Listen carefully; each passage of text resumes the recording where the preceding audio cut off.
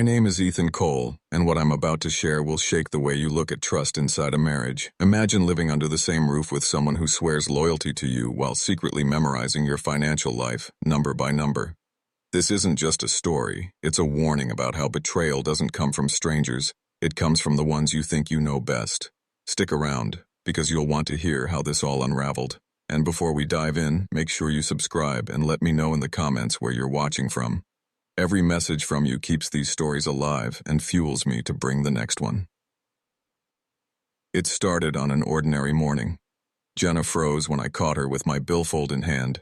Her face didn't show unease or hesitation like I might have expected. What I saw instead was measured focus. I was 38 years old, a fraud investigator at Horizon Cyber Defense, and I knew the difference between innocent curiosity and deliberate probing. For nearly a month, she had been circling my accounts, peeking at bank statements when she thought I wasn't watching, rifling through my belongings during showers.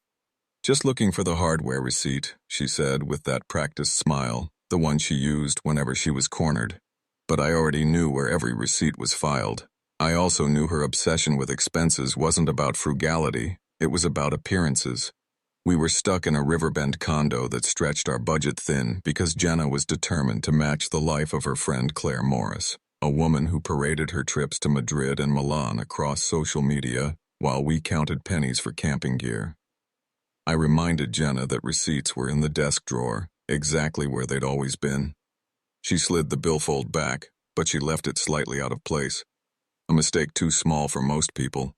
But I'd spent 9 years watching how criminals reveal themselves through small mistakes. That night, I decided to test her. I created a bait card, an account loaded with $72,000, armed with the same forensic monitoring I used to nail corporate thieves. Every purchase would be tracked with precision. Timestamp, GPS, merchant. I placed it neatly in the billfold, waiting. 4 days later, it vanished. Looking back, the irony stings. I first met Jenna 7 years ago at a technology summit center in central Riverbend. She was bright, curious, asking a flood of questions about fraud detection and digital security. On our second date, she joked, "You're like an investigator, but for hidden money trails." At the time, it felt flattering. In reality, I had unknowingly started teaching my future adversary.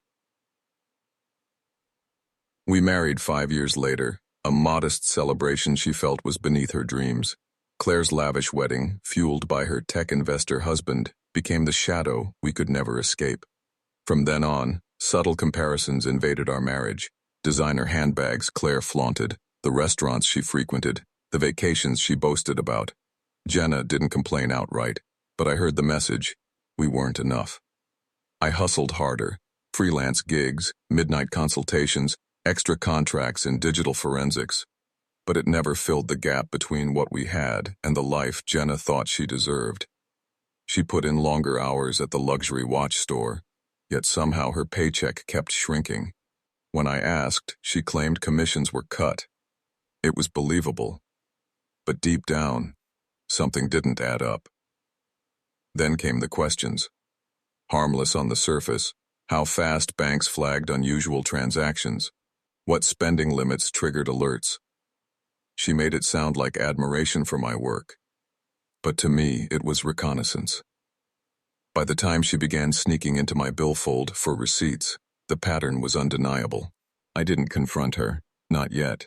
In my world, assumptions cost jobs, evidence wins cases, and I was about to collect mine. When the bait card was gone, I knew the game had started. What I didn't know yet was just how far Jenna was willing to go, or how many lives she'd already touched with her secret schemes. The morning the bait card vanished, Jenna served up waffles like it was any other day. Light chatter, easy smiles, nothing out of place. She casually mentioned meeting Claire Morris for lunch, promising it wouldn't be pricey. "You know how cautious I am," she added before kissing me goodbye. I waited until she left, then pulled up the monitoring system. The bait account had come alive. At 11:05 a.m., the first alert landed.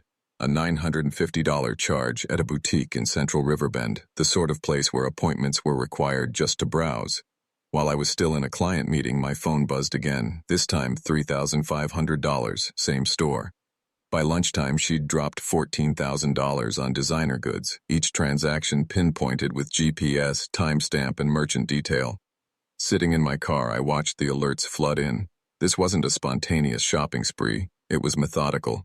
She knew what she wanted, and she was executing a plan. Then at 2:10 p.m., the pattern shifted.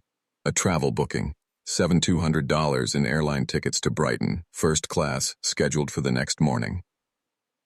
I raced back home and combed through our shared accounts. Untouched, clever. She avoided anything we both monitored, targeting only the bait card she didn't know existed. That evening, she cooked dinner like nothing unusual had happened. Talked about her day, complained about traffic, laughed about Claire. It was a seamless act. If I hadn't been watching her crimes in real time, I might have believed every word. Later, she pulled out a travel bag. Claire invited me to a lifestyle renewal program. Last minute, her treat. We leave early tomorrow, back in a few days. I carried the bag to the car, kissed her, and watched her drive off. 25 minutes later, ping, transaction logged at the terminal garage. She wasn't going to a retreat. She was on her way to the airport. By 3:40 a.m., my phone rattled off non-stop alerts. Hotels, restaurants, shopping in Brighton. The bait card was fueling an overseas vacation while I sat in our condo in Riverbend, watching every dollar vanish. She thought she was bleeding me dry. In reality, she was building an ironclad case against herself. I poured coffee and leaned back in my chair. 9 years of chasing thieves had taught me that rushing evidence kills cases. Let her keep digging the hole. Every charge was a nail in her own coffin. By week's end, she had burned through nearly $58,000. And because the bait card had been dormant for months, her sudden luxury spree lit up not just my system, but also the networks at Horizon Cyber Defense and international banking monitors. Her trail had crossed thresholds even she couldn't imagine.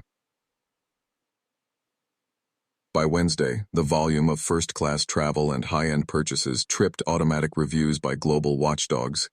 What started as her little secret indulgence was now a signal of possible laundering. Thursday afternoon, my phone rang. Agent Dana Wells from the National Fraud Bureau. We'd worked together on cases before. Her voice was sharp. "Ethan, one of your monitored accounts just triggered an international alert. Heavy activity, high risk. Looks like unauthorized use." I took a breath. "I know. It's part of something personal I've been tracking." There was a long pause on her end. She asked me a question I wasn't ready for. "Ethan, are you telling me you're running a sting operation inside your own home? Personal investigation?" Agent Dana Wells sounded more cautious now. "Yes," I told her. "Someone close to me has been pulling financial data they were never authorized to touch. I built a monitoring trap to measure the damage." The line went quiet before she asked the question that cut deeper than I expected. "Ethan, are you saying you've set up a sting inside your own household?" I kept my voice steady. "I'm not running games. I'm documenting unauthorized access. The subject thinks they're invisible. They aren't." "How much so far?" she pressed. "Roughly $52,000, every charge logged, every receipt tied back to accounts she was never allowed to use." A sharp exhale, then her tone changed. "Do you realize what you've walked into? Anything past 50 grand on international cards isn't just fraud, it's flagged as money laundering. Customs in Brighton already has her travel ID on watch, and Entry Control Services is preparing enhanced screening on her return." I pulled the logs back up on my monitor. This wasn't petty theft anymore. Jenna's European escape had escalated into an international investigation, her spending trail woven into global crime databases. "What happens when she lands back in Riverbend?" I asked. "They'll push her into secondary screening. If she can't prove where the money came from, she'll hit a wall fast. But there's more." Dana hesitated. "This isn't her first run." My chest tightened. "What do you mean?" We traced nearly identical spending signatures going back 18 months, different cards, different names, but the same rhythm. Luxury travel, 5-star hotels, first-class flights, the kind of pattern financial units look for in laundering schemes. I gripped the edge of the desk. "That's impossible." She's never gone abroad without me. Donna's reply cut like glass. Our data shows 3 prior trips: Madrid, Milan, and Prague, all financed with acquisitions that didn't belong to her. The room seemed to tilt. Whose accounts? We're still piecing it together, but early records point to her employer's corporate card, her former roommates, even members of her own family. That evening, my phone lit up. Jenna's voice drifted through, muffled by restaurant noise. Ethan, it's amazing here. Claire knows all the best spots, shopping, fine dining, everything you'd love. She'd slipped. She had just admitted she was in Brighton, not at some wellness getaway. Brighton? I asked carefully. There was a dead pause, then forced laughter. Did I say Brighton? No, silly. This retreat just has a European theme, staff with accents, classical music, the works. It's like being overseas without leaving Texas. Sounds elaborate, I said. Oh, and I found a boutique at the gift shop. Picked something special for you. After the call, I reopened the logs. 3 fresh charges: $2,000 at a high-end restaurant, $1,500 at a wine shop, and another $4,000 at a jewelry dealer on Highgate Row.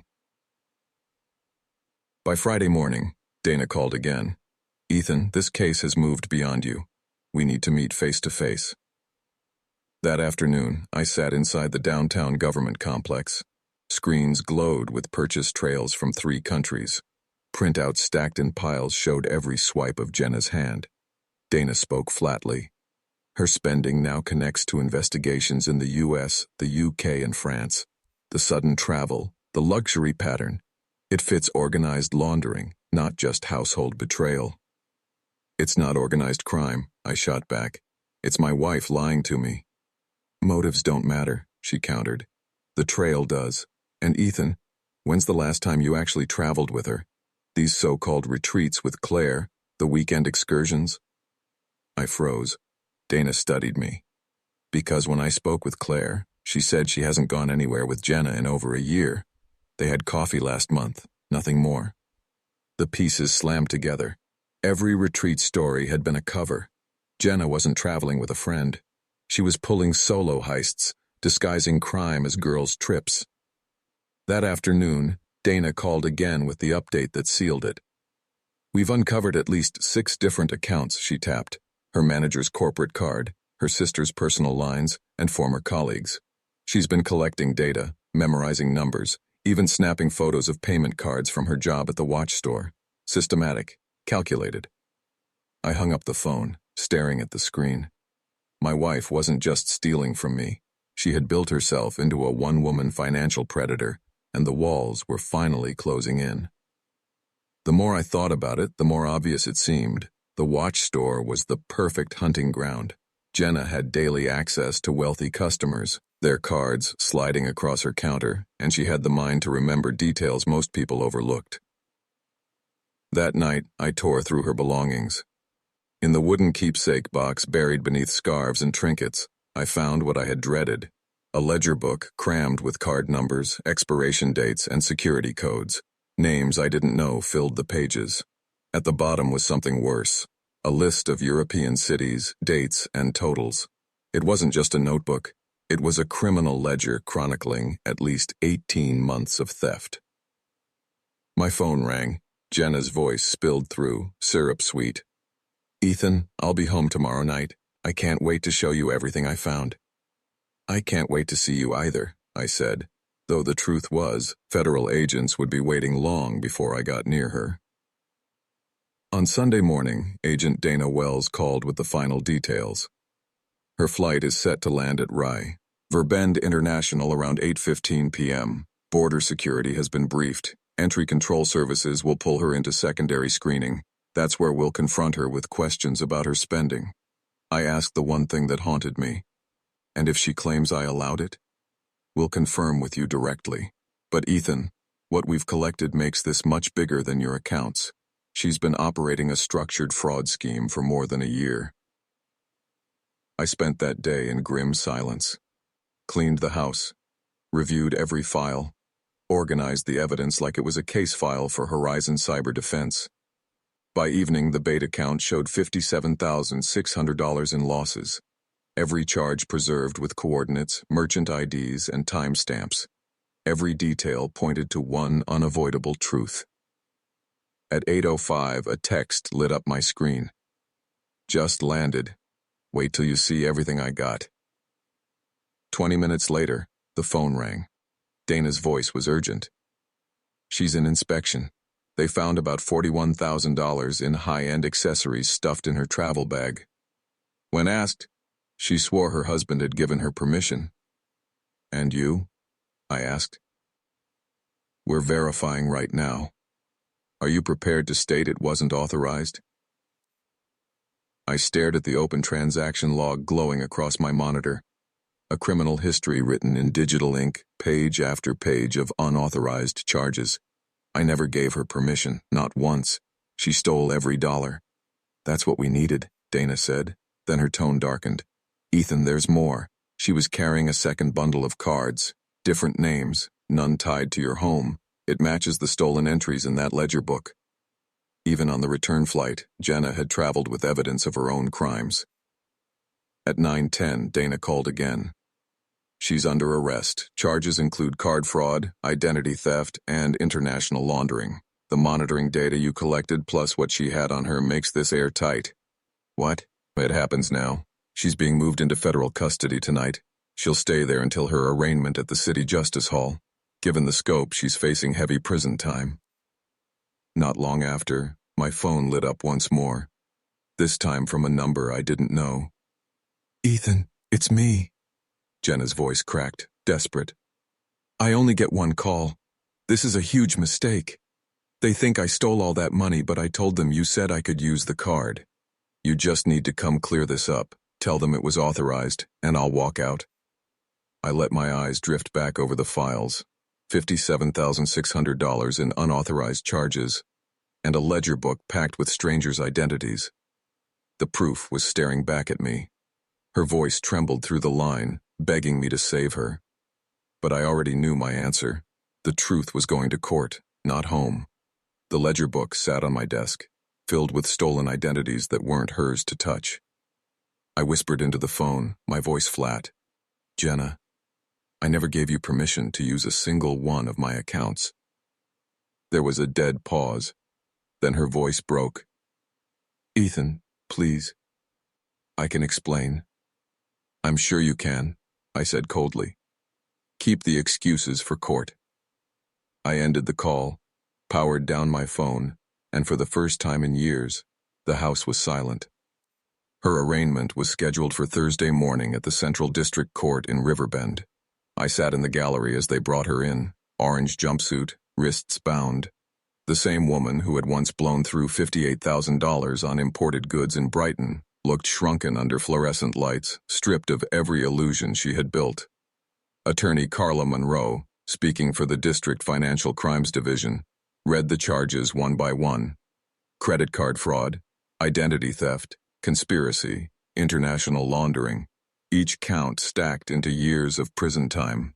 Your Honor, Monroe said, the defendant orchestrated a complex scheme over 18 months, systematically exploiting financial systems, siphoning funds from multiple victims, and disguising theft as legitimate travel.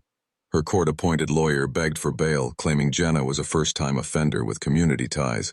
Monroe countered swiftly. This defendant is a proven flight risk. She traveled abroad repeatedly with stolen money, carried stolen account data across borders, and demonstrated mastery of financial exploitation. Release would only guarantee continuation of her crimes. Judge Anthony Vega studied the evidence, the ledger book of stolen card numbers, the detailed logs I had captured, and the testimony of victims from 3 countries. His ruling came without hesitation. The court finds the defendant to be both a flight risk and a continuing danger. Bail is denied. Jenna glanced over her shoulder at me as deputies led her away. I didn't lift a hand. Outside the courtroom, Dana Wells handed me a folder. The $72,000 from your bait account will be restored within 30 days, she said. The rest, we're coordinating with international agencies to recover what we can for the victims. I drove back to an empty home and began the exhausting process of resetting everything. Passwords, account numbers, even the locks on the doors. Every trace of her had become a potential security risk. 6 months later, Jenna pleaded guilty. The mountain of evidence, the monitoring logs, the ledger book, testimony from other victims, left her with no escape. Her sentence, 108 months in federal prison, followed by 36 months of supervised release. She was also ordered to repay $420,000 in restitution to the victims of her schemes. The investigation widened to her former job. Daniel Ruiz, owner of the luxury watch store, discovered Jenna had been photographing customer cards during transactions. At least 4 more victims surfaced, all high-value clients who had trusted her with their purchases. Not long after sentencing, Claire Morris called me. "Ethan, I had no idea. She told me we were on trips together, that we'd shared vacations. She was lying to both of us." "I know," I said. "You weren't her only cover story. Is there anything I can do?" "Just remember, sometimes the people you trust most can be total strangers." 8 months later, I moved out of the Riverbend condo. Too many ghosts in the walls. I accepted a new position at a digital forensics agency specializing in fraud prevention. The irony wasn't lost on me. The same expertise that helped me unmask corporations had become the only way to expose the woman I once called my wife. But even with her locked away, I couldn't shake the question. How many more lives had Jenna touched with her lies before I ever noticed? The bait account I designed to test a suspicion didn't just catch a spouse. It uncovered an international fraud network. For years, I thought I knew Jenna. In truth, I was living beside a stranger who saw every relationship as nothing more than access to another account. Her downfall wasn't luck. It was her own arrogance. She believed she could outsmart the very systems I spent 9 years building. But in the end, she made her fatal misstep. She tried to steal from the one man trained to follow hidden money trails. I wasn't just her husband. I was also the trap she could never escape. And while the betrayal cut deep, there was one bitter satisfaction. I didn't just survive her scheme. I brought it to light, and she'll spend years answering for every stolen dollar. Stories like this remind us that betrayal often hides in plain sight, and sometimes it takes expertise and patience to expose it. If you found this story eye-opening, give it a like and share your thoughts in the comments below. Don't forget to subscribe and turn on notifications so you never miss the next shocking story. Thanks for joining me today. More real stories are on the way.